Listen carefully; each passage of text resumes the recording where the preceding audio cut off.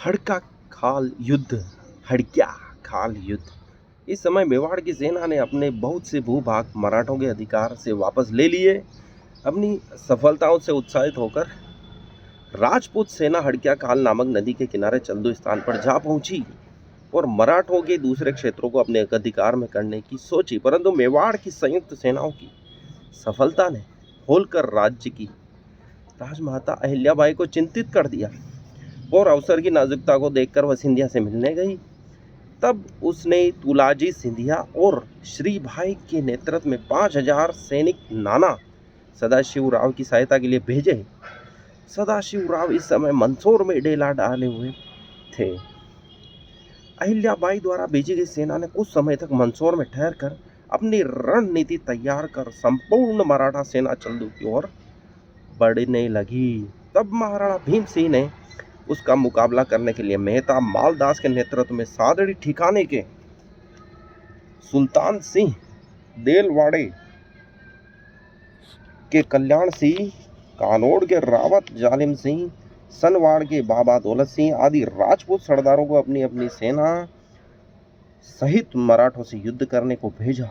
विक्रम संवत 1844 माघ फरवरी 1788 ईस्वी में दोनों सेनाओं के मध्य हड़क्या खाल के पास युद्ध हुआ। इस युद्ध में मेवाड़ की सेना बुरी तरह से पराजित हुई और उसने बहुत के सैनिक मारे गए। इसमें मेवाड़ का मंत्री व सेनापति मेहता मालदास, बाबा दौलत सिंह का छोटा भाई कुशाल सिंह आदि लड़ते हुए मारे गए। देलवाड़े का जाला कल्याण सिंह, कानोड़ का रावत जालिम सिंह आदि कई सरदार घायल हुए और सादड़ी का झाला सुल्तान सिंह को घायल अवस्था में मराठी सेना द्वारा बंदी बना लिया गया। वह 2 वर्ष तक मराठों की कैद में रहा और अंत में अपनी जागीर के 4 गांवों को देकर मुक्ति पाई। इस तरह मेवाड़ की सेनाओं द्वारा जीते हुए प्रदेश पुनः मराठों के अधिकार में चले गए। बेगू के रावत मेघ सिंह ने रतनगढ़, सिंगोली व अन्य स्थानों पर अपना अधिकार जमा लिया। वे भी पुनः सिंधिया के अधिकार में चले गए, परंतु जावत पर मेहता अगरचंद के भतीजे दीपचंद ने 1 महीने तक मराठों का अधिकार न होने दिया। तदुपरांत तोप आदि की लड़ाई के सारे सामान तथा अपने सैनिकों को साथ लेकर मराठी सेना को हटाता हुआ, झंडा फहराता हुआ मांडलगढ़ चला गया। इस तरह जावत की भी मराठों के अधिकार में आ गया, अर्थात मराठों के अधीन जावत भी रहा। सिंधिया, होलकर तथा मेवाड़ के अधिग्रहित प्रदेश लौटाने का प्रयास। सिंधिया और होलकर अंग्रेजों की निरंतर बढ़ती हुई शक्ति से काफी चिंतित थे।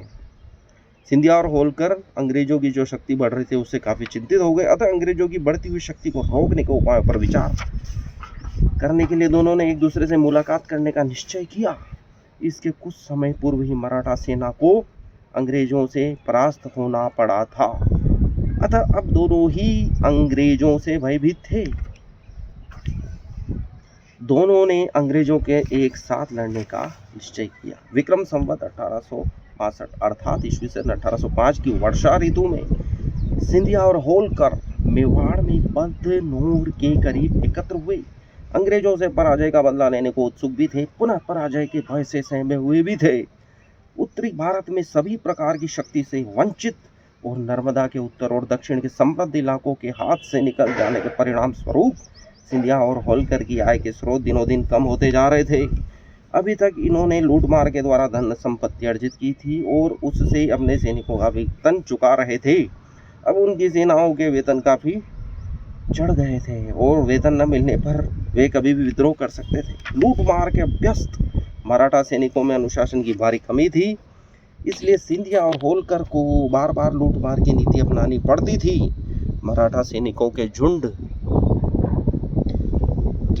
आसपास के रतनगढ़, सिंगोली, जाट, नीलीदेई, शाहबाद, नीमच, डिकेन आदि के गांव में जाकर निर्दयता के साथ धन एकत्र करते थे। अंग्रेजों की दिनों दिन बढ़ती शक्ति और उसकी सफलता की कीमत मेवाड़ के इन गांवों को भी चुकानी पड़ रही थी, किंतु अब मराठों के होश उड़े हुए थे। अंग्रेजों से संभावित युद्ध व उसके परिणाम के बारे में कई प्रकार की शंकाएं सता रही थी, इसलिए सिंधिया और होलकर ने मिलकर एक योजना बनाई।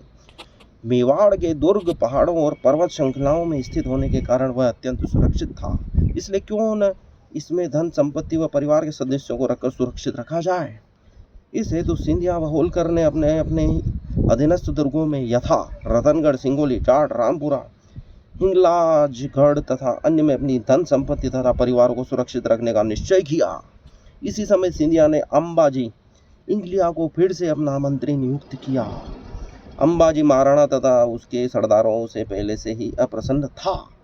अब उसने बदला लेने का निश्चय किया। उसने मेवाड़ राज्य को कई भागों में विभाजित कर प्रत्येक को मराठाओं के अधिकार में रखकर संपूर्ण मेवाड़ पर आधिपत्य कायम करने का प्रयास किया।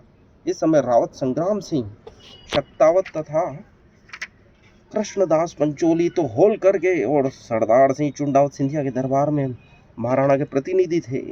तीनों सरदार इस कठिन अवसर पर आपसी द्वेष छोड़कर एक हो गए। स्वामी भक्ति की प्रेरणा तथा कर्तव्य के अनुरोध से दौलत राव सिंधिया की पत्नी बेजाबाई, जिन्हें बाईजाबाई भी कहते हैं, को अपनी ओर मिला लिया।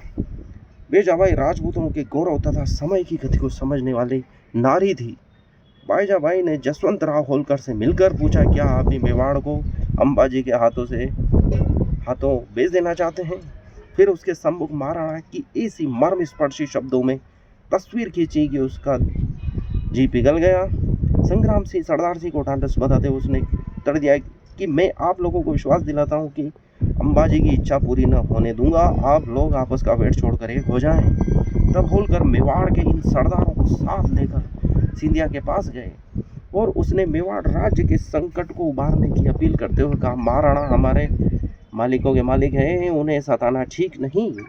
उनके जो परगने रतनगढ़, सिंगोली, जावत, जीरन, नीमच, निम्बाहेड़ा, रामपुरा, भानपुरा, खेड़ी, इजनिया, जाट तथा अन्य हम दवा के बैठे हैं, उन्हें लौटा कर हम दोनों को उनसे मेल कर लेना चाहिए। तब होलकर ने निम्बाहेड़ा का परगना महाराणा को लौटा दिया और सिंधिया से भी अनुरोध किया कि वह भी रतनगढ़, सिंगोली, जाट, जावत, जीरन, खेड़ी आदि महाराणा को वापस लौटा दें, क्योंकि होलकर ने यह भी तर्क दिया कि महाराणा की मित्रता से हम उसके इन दुर्गों का लाभ उठा सकेंगे, परंतु उसकी शत्रुता से इन दुर्गों का लाभ कभी नहीं उठाया जा सकता।